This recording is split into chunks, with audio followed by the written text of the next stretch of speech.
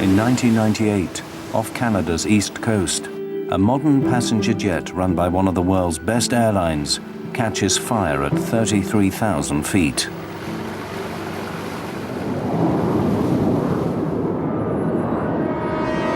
Swissair 111, we are dumping fuel now and we must land immediately. In its final 6 minutes, communications from the cockpit cease.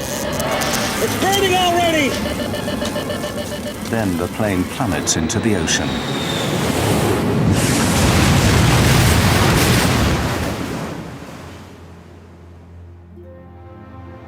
"229 people are dead.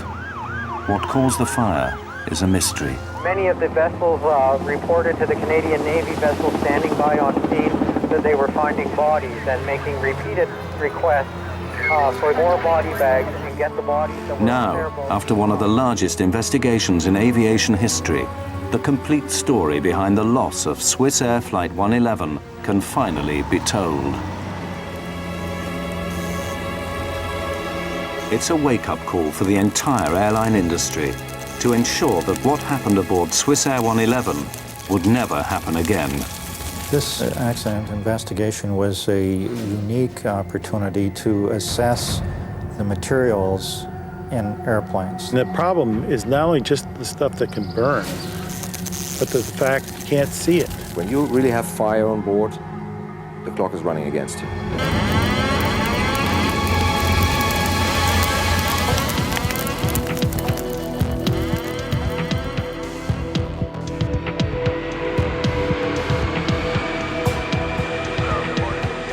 September the 2nd, 1998. Swissair Flight 111 prepared to depart New York's JFK International Airport en route to Geneva, Switzerland. The aircraft was a McDonnell Douglas 11, or MD-11, a model first developed in 1986 as a highly automated, modern replacement for the antiquated DC-10. It was considered one of the most reliable passenger jets in the skies, and Swissair pilots were among the world's best trained. Okay, after start checklist. Engine anti-ice. Not required. Roger, not required. Auto brakes. Take off. Swissair 111's pilots were Captain Urs Zimmermann and First Officer Stefan Loew. Swissair 111, hold short, 31 left. Zimmermann encouraged an easygoing atmosphere in the cockpit, but he was also known for his by-the-book precision. When not flying, he was an instructor of new pilots for Switzerland's national airline. Take off checklist. Flaps and slats. Flaps set, 15 degrees. Set at 15.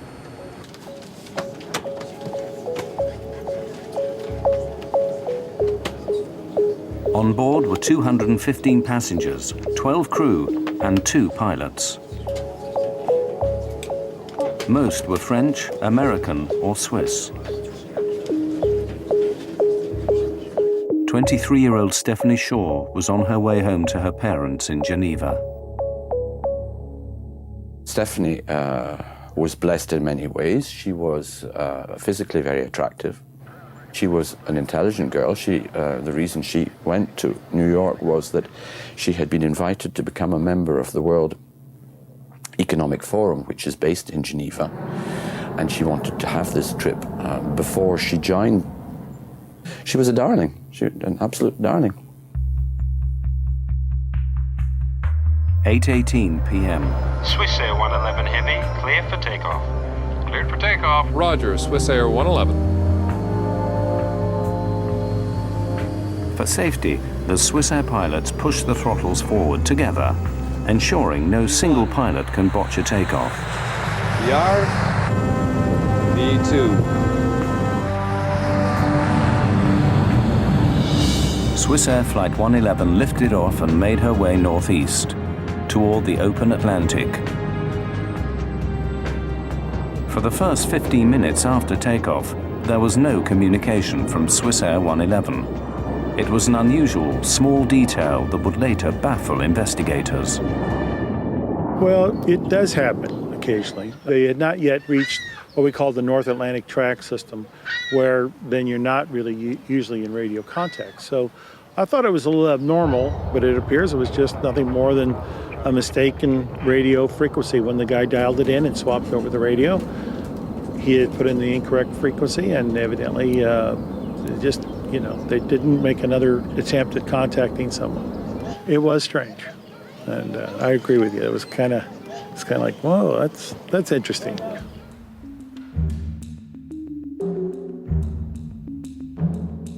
Atlantic air traffic is handled by a remote centre in Moncton, New Brunswick, Canada. Almost half an hour after takeoff, Captain Zimmerman made his first communication with Moncton. Moncton Center, Swissair 111 Heavy. Good evening, level 330. Swissair 111 Heavy, Moncton Center, good evening. Reports of occasional light turbulence at all levels. Moncton, Swissair. It was a perfectly normal transatlantic crossing.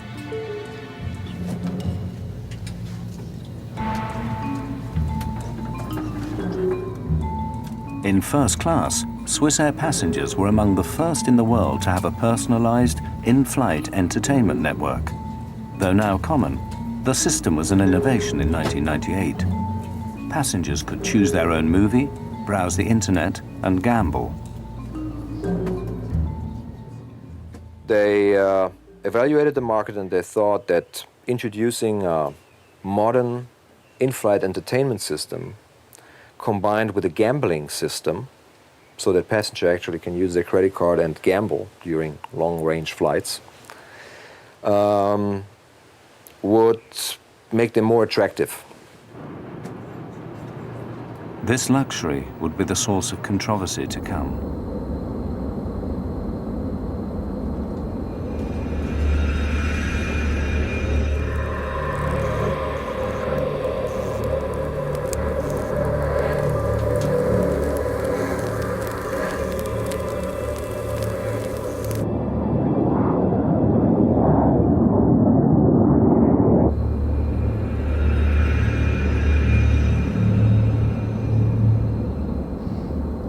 You smell something? Yeah, what is that? Go have a look, I'll take the controls. Roger, you have control.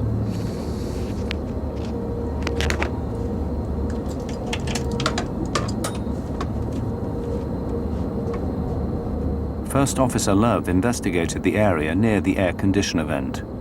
Harmless smoke traces from air conditioning systems are common on commercial jets. I don't see anything, Urs. And there's nothing up there now.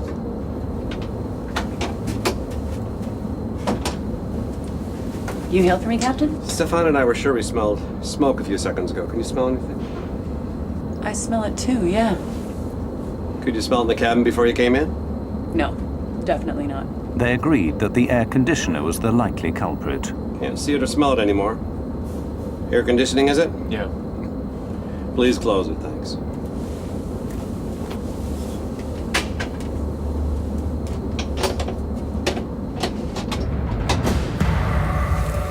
Behind the sealed panel, the pilots could not see that the problem was getting worse.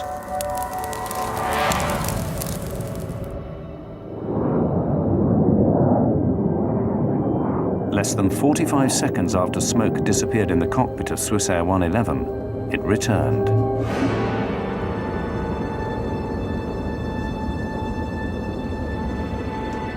Zimmerman followed Swissair procedure. There it is again. He made plans to divert to the nearest place to land. Find the closest place to land, Stefan. We'll need the nav charts from the library. Also weather data for the area. Boston's close.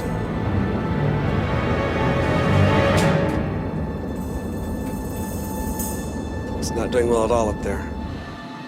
Zimmerman radioed air traffic control in Moncton, New Brunswick. Moncton Center, Swissair 111 Heavy, good evening. United 920 Heavy, Moncton Center, good evening. The controller dealt with another aircraft before responding to Swissair. Other aircraft calling, say again. Swissair 111 Heavy is declaring pan. We have smoke in the cockpit. Request immediate return to a convenient place, I guess. Boston. Pan is an international term used to notify air traffic control of an urgent situation. one step below declaring Mayday.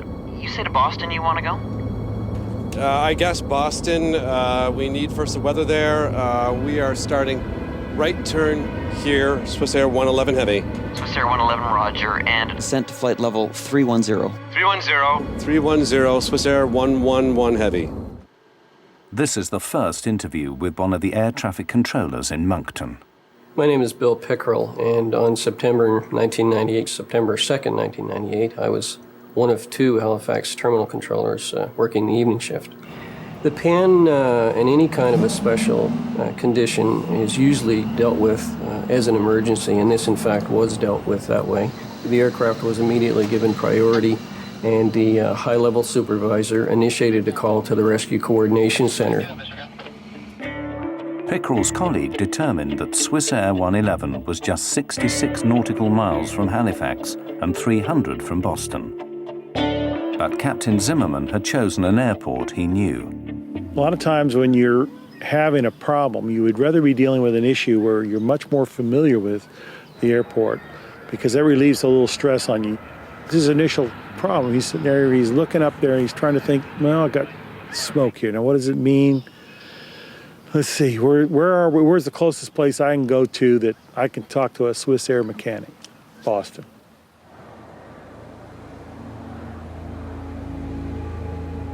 Swissair 111 Center. Swissair 111 Heavy, go ahead. Would you prefer to go into Halifax?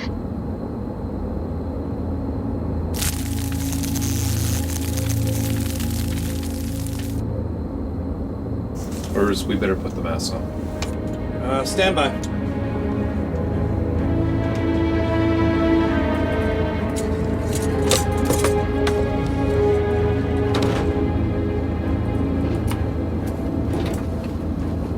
Realizing their location, Zimmerman decided Halifax was now the best option. Affirmative, Swissair 111 Heavy. We prefer Halifax from our position. Swissair 111, roger. Proceed direct to Halifax. Descend now to flight level 290. Level 290 to Halifax, Swissair 111 Heavy. A British Airways pilot in the area offered the crew what little help he could. Swissair 111 Heavy from Speedbird 214. I can give you the Halifax weather if you like. Swissair 111 Heavy, we have the oxygen masks on. Go ahead with the weather. It's the 300 Zulu weather. Swissair 111 commenced its descent to below 30,000 feet, the pilots calm and in control. It would take about 20 minutes to reach Halifax. 80, over. Roger, Swissair 111 Heavy, we copy 2980. Swissair 111, you're cleared to 10,000 feet, and the Halifax altimeter is 2980. Swissair 111 Heavy, 2980 at 10,000 feet. And Swissair 111, can you tell me what your fuel on board is? Stand by for this. Speedbird 1506 is at Tusky, listening out. Speedbird 1506, roger. The controller signed off with another aircraft. His jurisdiction was high-altitude flights. As Swissair was on descent to Halifax, he hands over responsibility to Bill Pickerel. At that point, everything was normal.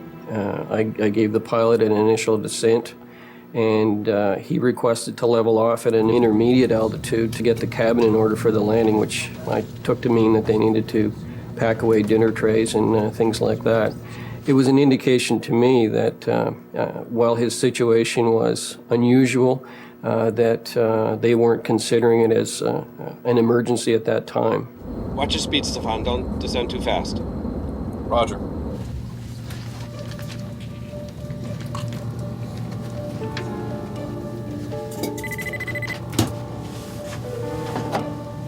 Yes, Captain. We have smoke in the cockpit here. Have the cabin crew prepare for landing. We'll be setting down in Halifax in about 20 minutes. I'm about to start the checklist here. Yes, Captain Zimmerman. Zimmerman had two checklists for smoke in the cockpit. To complete both would take 20 minutes. This was Swissair company policy. In the meantime, Love continued the descent into Halifax.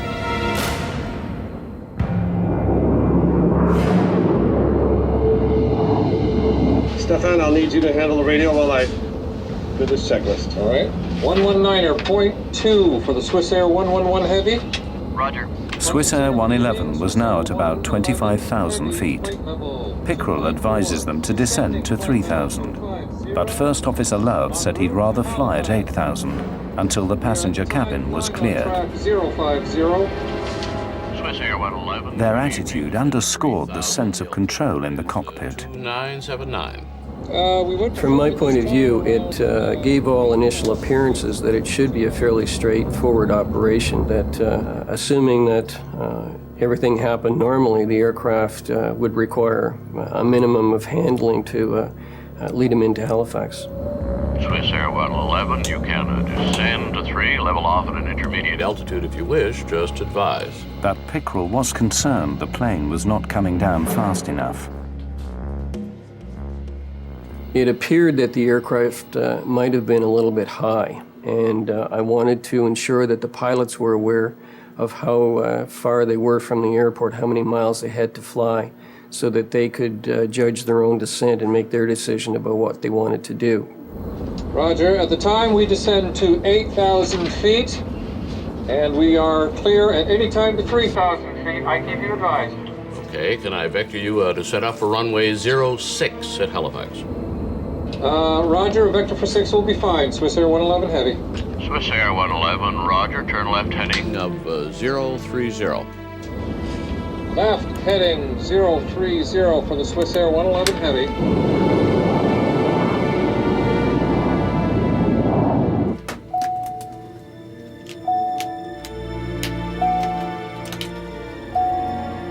Captain Zimmerman needed information for the unfamiliar airfield, but his flight bag was out of reach. He summoned the flight attendant to help. You hailed me, Captain. For 2 minutes now. I need that flight bag there. It's got the approach charts for Halifax.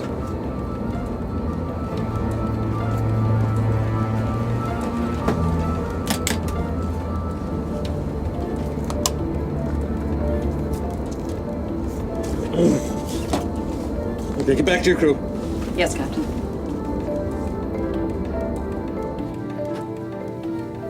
This is your matron at cabin speaking. The chief flight attendant notified passengers that the flight was being diverted. There was no panic. The plane was flying normally, and there was no sign of smoke in the cabin. Swissair 111, the localizer frequency is 109.9. You've got 30 miles to fly to the threshold. We're going to need more than 30 miles. But still at more than 20,000 feet, Swissair 111 was too high to make a landing in just 30 miles. 60, the frequency is 109.9 for the localizer. Okay, roger, 109.9, and we are turning left, heading north, Swissair 111 heavy. And we've got to dump fuel. Agreed. So far, communications from Swissair had been calm. Still, Moncton Centre initiated emergency efforts at Halifax Airport.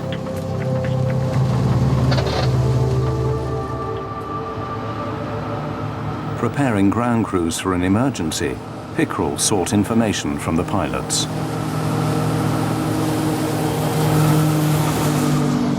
Swissair 111, you have time. Could I have your number of souls on board and your fuel on board, please, for emergency services? Roger. At this time, fuel on board is 230 tons. We have to dump some fuel. May we do that in this area during descent? Pickrell was surprised to learn so late that Swissair 111 needed to dump fuel.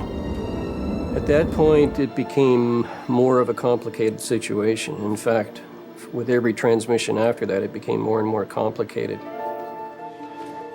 Pickrell considered his options for a safe place that wouldn't take the aircraft too far from Halifax.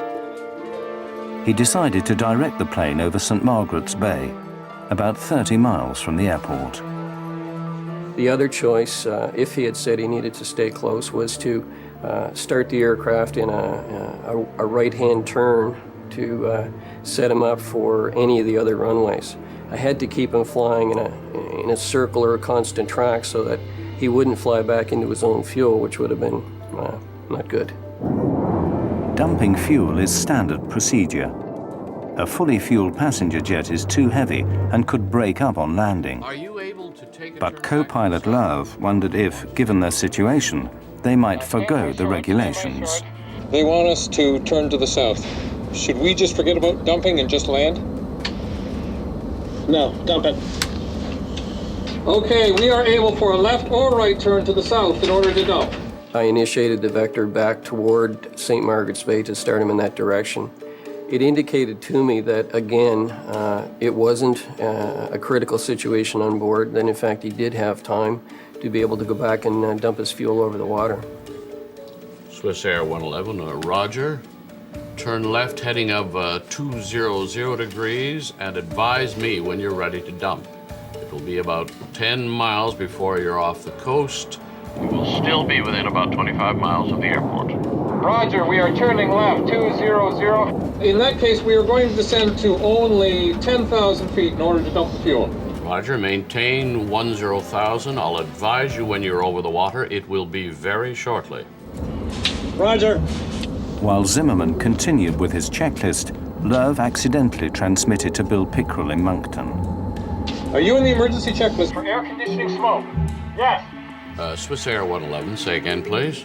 Sorry, that was not for you. Swissair 111 was asking internally. Okay. Airspeed is decreasing below 306. Level off speed here. Just fly the plane as you see fit, Stefan. Swissair 111, continue left heading 180. You'll be off the coast in about 15 miles. Left heading 180, roger. Swissair 111 and maintaining at 10,000 feet. Roger. Cabin bus off. Cabin bus off, roger. The cabin bus switch knocked out all the lighting in the cabin. It was an indication for the passengers that something was wrong, but hardly alarming. Ladies and gentlemen, we have temporarily lost the lights in the cabin. Please remain calm. The crew will be coming around with flashlights to assist in landing. Despite a cockpit filled with smoke, there was still no trace in the passenger cabin.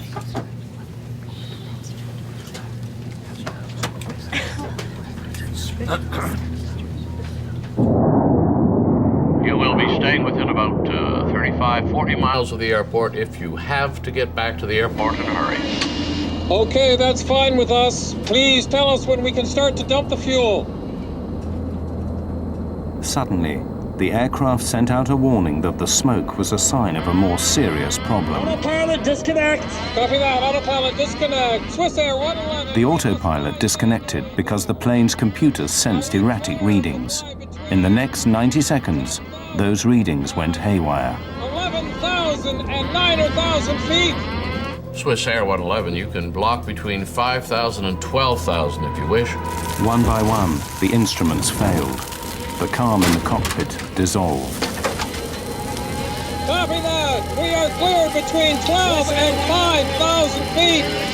We are declaring emergency now. Swissair 111 at time 0124. Then the two pilots spoke simultaneously. Combined with other distractions in the control room, Pickrell was unable to hear a critical transmission. Love's declaration that they must land immediately. We are dumping fuel now. We must land immediate. Swissair 111, just a couple more miles. I'll be right with you. Roger that. And we're declaring emergency now. Swissair 111. Missing this transmission is a moment Bill Pickrell relives today. I'm not sure that it's a feeling that you can adequately describe. I recall reviewing the events of that night 1,000 times to determine if there was something additionally that I could have done, or if there was some mistake that I might have made, or was there any way that I contributed to this. And eventually I was able to come to the point of realization that there wasn't anything that I could have done, that everything that could have was done. Now there was nothing to do but wait.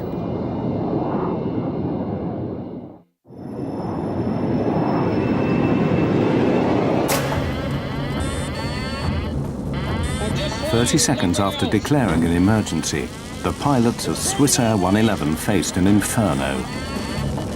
All my screens are down. I'm flying on standby instruments, maintaining 300. Swissair 111, you are cleared to commence your fuel dump on that track, and advise me when your dump is complete.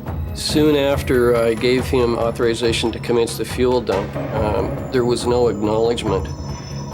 Initially, I wasn't concerned by that because I considered that he was probably doing the fuel dump, he was reviewing a checklist, he was busy doing things, and as per our training, we're told not to bother the pilots in those kinds of situations. Swissair 111, check. You are cleared to start the fuel dump.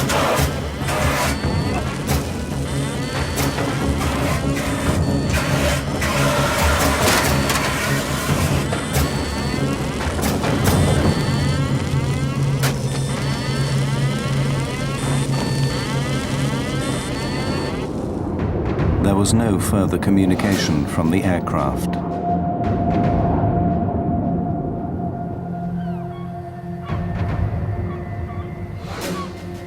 Six minutes later, residents of Peggy's Cove heard a devastating explosion.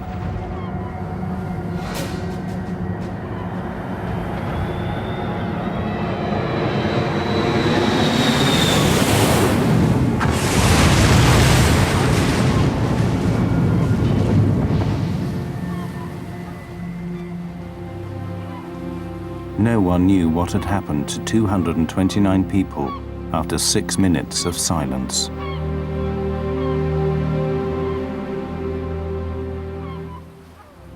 It was probably one of the most helpless feelings that any individual can have, not being able to do anything but just sit and watch the target and hope that it would turn back toward the airport. And of course it didn't.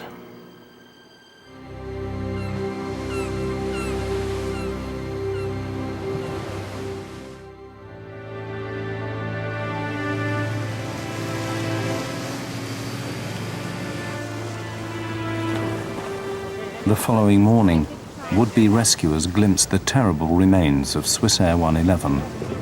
Only one body was discovered intact.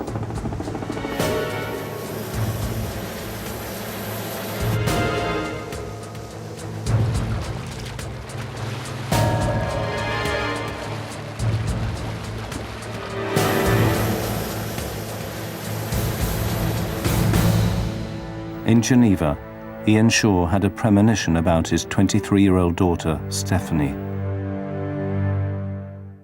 That night, the night on which she was due to return, for reasons I can't explain even now, I was restless and I was disturbed, and I slept early and woke while my wife was still awake and asked her if she had had news of Stephanie. No, she had not, but she didn't expect to have news of Stephanie. We knew she was coming on that flight and that she would certainly expect me to be at the airport to fetch her in the morning.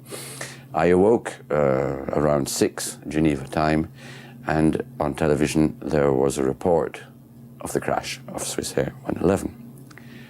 And I knew instantaneously that we had lost our daughter. Air traffic controller Bill Pickrell was in shock. It's a strange experience. I'm not sure that I can adequately express the feelings, but it's you work to provide a service, and you read about aircraft flying into a mountain or ending up in a swamp in some distant country, but you never expect that it's going to happen in your backyard. And when it does, it's kind of a lonely experience, I guess, in one sense. The Transportation Safety Board of Canada launched what would become the largest disaster investigation in the nation's history. They only knew Swissair 111 experienced a cockpit fire, but what caused it remained a mystery.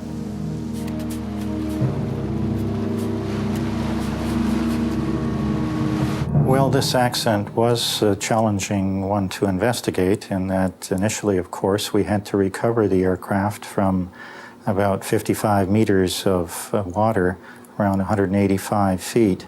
Of course, it was also in many pieces. As it turns out, it was in a couple of million pieces. So that was the initial challenge. And then after that, of course, when you have so many pieces, you need to determine which are the relevant ones and what are these pieces telling you about what happened and why. The TSB embarked on a 5-stage plan. First, divers were deployed to survey the wreckage. They discovered that the plane was smashed into millions of pieces.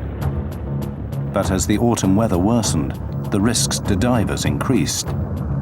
At this rate, the salvage would take years to complete.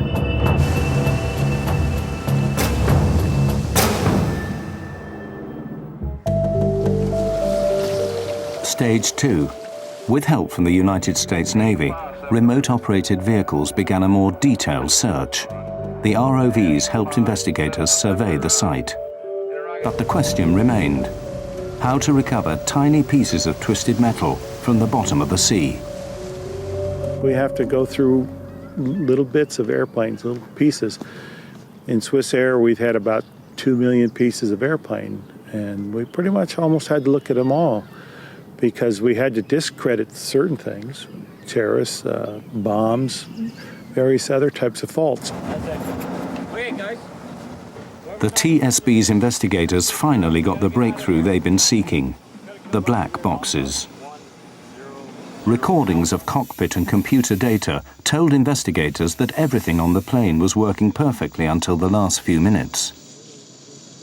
When the crew declared the pan, that they had smoke in the cockpit, after going through all of these parameters, we found no anomalies or no problems in any of that flight data that suggested there was a problem with the aircraft. So this led us to believe that the crew had a relatively operational aircraft. Aside from the smoke in the cockpit that they noted, everything else appeared to be working fine. And as they were making their plan to descend the aircraft, they experienced a series of systems failures that were in rapid succession and exponential. Copy that, autopilot disconnect. Swissair 111, we must fly manually now. Mike Poole's CVR team then faced a serious setback. The last 6 minutes on both flight recorders were missing. You're losing systems rapidly on the airplane in that 90-second period that things are happening very fast. And one of the last things we know about was the 2 recorders went offline. So the fire has presumably breached the lines, breached the sources to these recorders and has stopped them. With the failure of the black boxes, investigators were no closer to learning how or where the fire started on Swissair 111.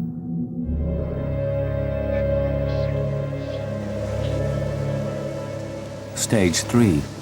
Barges were deployed to scour the seabed for evidence.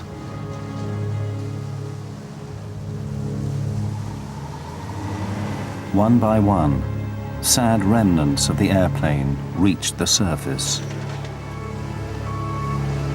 Her engines were recovered. Then the landing gear. These were among the largest pieces of Swissair 111 to be recovered. The rest were mere fragments, dredged up in a painfully slow process.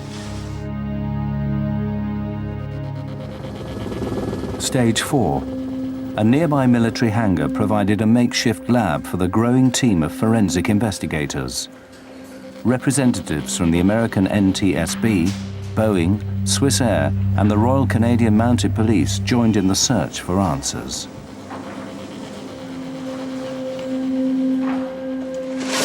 Pieces of Swissair 111 arrived by the truckload, organized into various categories for analysis. Soon the hangar was stacked to capacity with the biggest jigsaw puzzle in aviation history.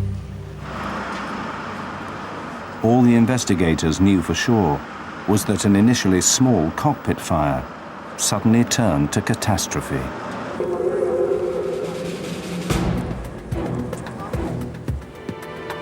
The team sorted through nearly 155 miles of wiring retrieved from the wreckage of Swissair 111. Here, the first real clue: evidence of electrical arcing. Scorch marks on metal revealed that the source of the fire was in the back of the cockpit, directly behind the first officer. By examining the aircraft's wiring plans, investigators found a likely suspect: the entertainment system in first class. The system had some major deficiencies. It was getting very hot. It drew a lot of power. And thereby, for example, raising the cabin temperature considerably, because it was always running.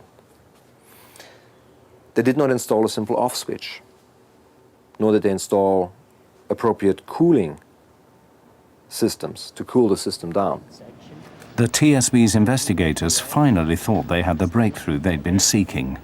Our report indicates that there was a design flaw in the way the in-flight entertainment network installed in the first class and business class sections of the aircraft were installed, integrated into the electrical system of the airplane.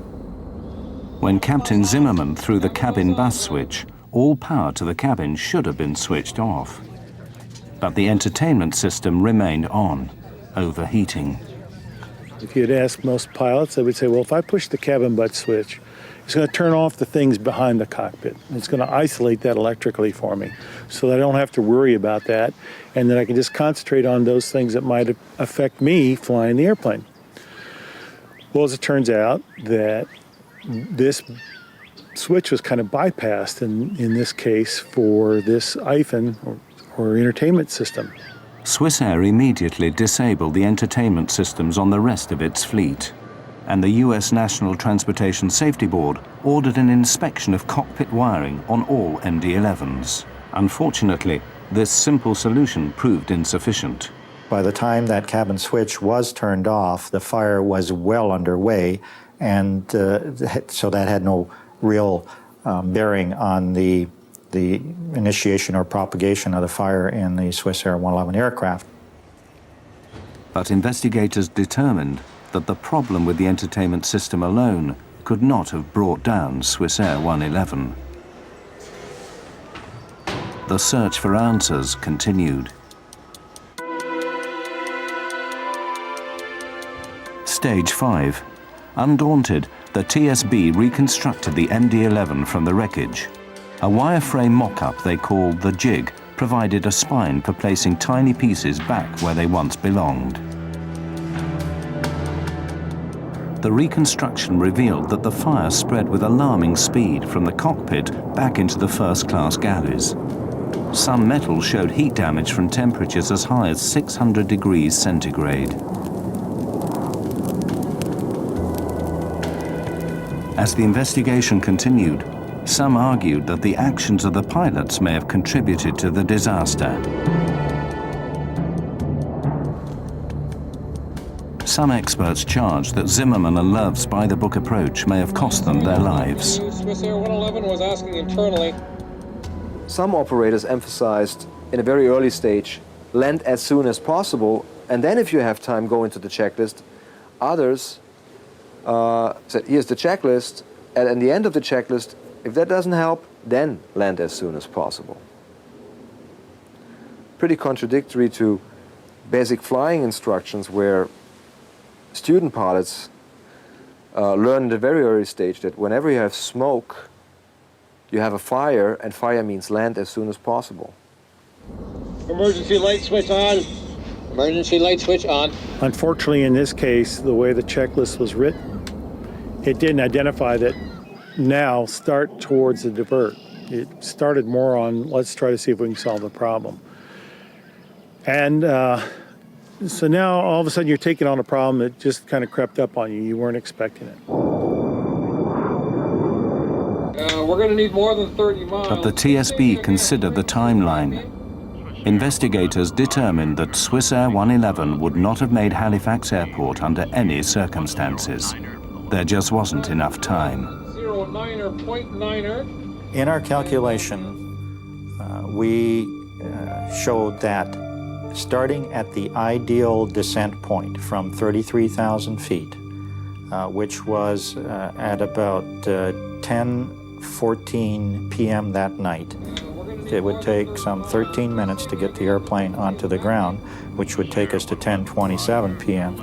By 10:24, the systems in the aircraft were starting to deteriorate.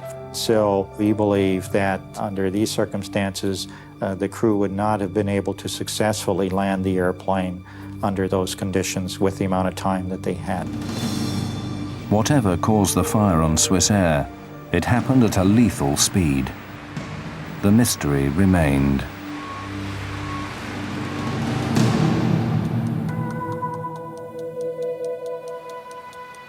A year passed, then another ambitious operation began.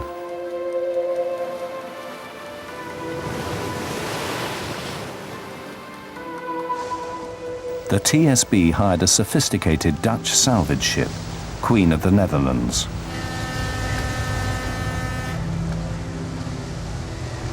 The vessel has a gigantic vacuum system, capable of dredging even the tiniest pieces of Swissair 111 from the ocean floor. A mixture of seawater, silt and aircraft were pumped into the ship's hold. This cargo was then pumped into a specially constructed reservoir on shore. When the water drained away, investigators found another 1 million pieces of the aircraft. Any one of them may have held the clue to what caused the catastrophic fire. The painstaking sorting once again resumed.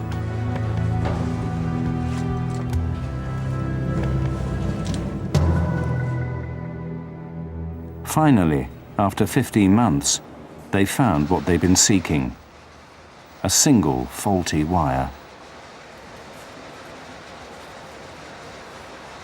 We looked at all of the possible sources of heat that might start a fire in that area, and in this instance, we did discover a wire that arced in that way, and right next to it was some very flammable material called metallized polyethylene terephthalate covering material that covers the insulation blankets.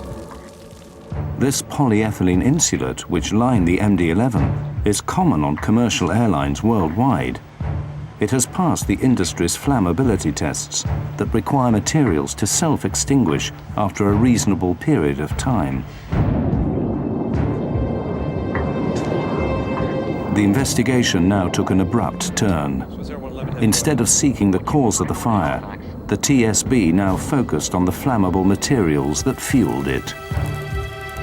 This thermal-acoustical material that was in this aircraft was very flammable, even though it passed a test. It does sustain and it does propagate flame. So this investigation did focus on the flammability of materials and the requirement to reassess the criteria that is used to certify materials, not just thermal-acoustical insulation blanket material, but also other materials that goes into aircraft, much of it in hidden areas. Investigators now had their answer. A wire arced in a closed space behind the cockpit.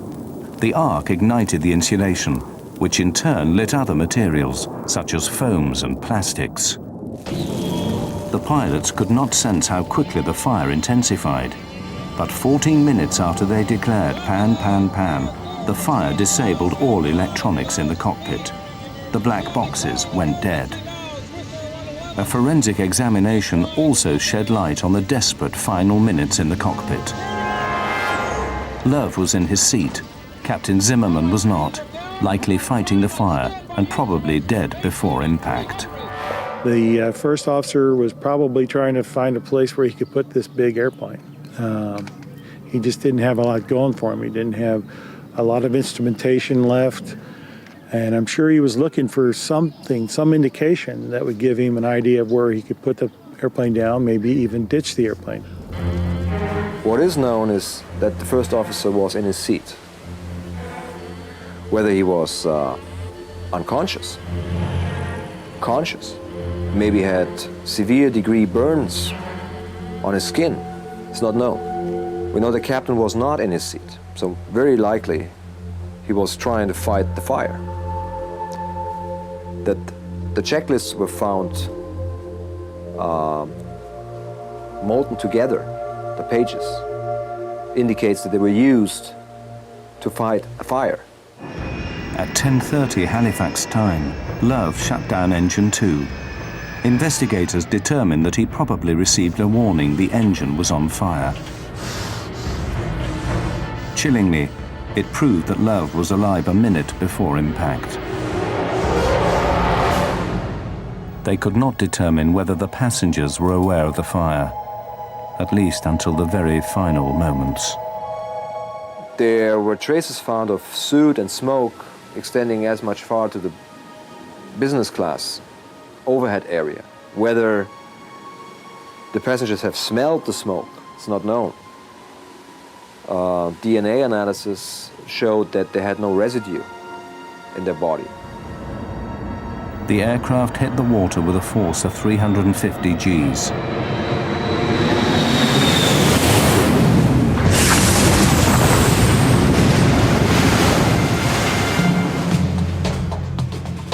The TSB spent 4.5 years and $40 million analyzing the wreckage of Swissair 111, the largest air disaster investigation in Canada's history. Their conclusion: flammable materials do not belong on commercial aircraft. The rate of progression in this airplane, I think, surprised us and surprised others, and that's why we emphasize, again, the importance of raising the bar on the flammability standards for materials used in airplanes.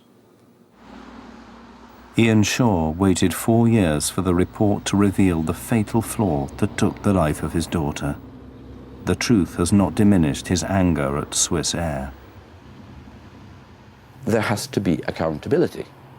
If you are involved in wrongdoing, you must be held accountable. And you must declare your sense of responsibility. Otherwise, you are hiding. And you are hiding, in this case, behind the flag of Switzerland. I think it's unbelievable. In the aftermath, Swissair decided to remove the flammable insulate from its entire fleet. They also made changes to checklist procedure, reducing response time in a cockpit smoke emergency. Swissair did something very interesting. They modified their entire Swissair MD-11 fleet according to all these findings. They built in cameras and smoke detectors, even into hidden areas, where pilots have a little TV monitor and they can see whenever there is a smoke warning, which makes them all help gain time. And that's the most important when you have when you have a fire. But plagued with financial problems, the mighty Swissair shocked the industry when it declared bankruptcy in October 2001.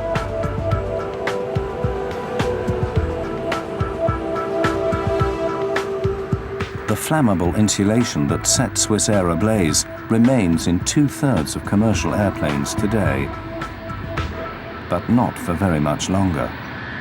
The metallized polyethylene terephthalate material has been essentially banned from aircraft, and the criteria to certify that kind of material for use in airplanes has been worked on. It has not been put into law as yet, but we look forward to that being done, so the criteria is more stringent. The U.S. Federal Aviation Administration has given a deadline of 2005 to remove the material from all commercial aircraft. This major overhaul is designed to ensure that what took place on Swissair 111 will never happen again. The industry is trying to remove it, but I don't think they're removing it as quickly necessary as they could. There's always that battle. How expensive is it to do something that's replacement, or are you going to replace it in an airplane you're going to throw away in another couple of years? We have to live within certain economic realities.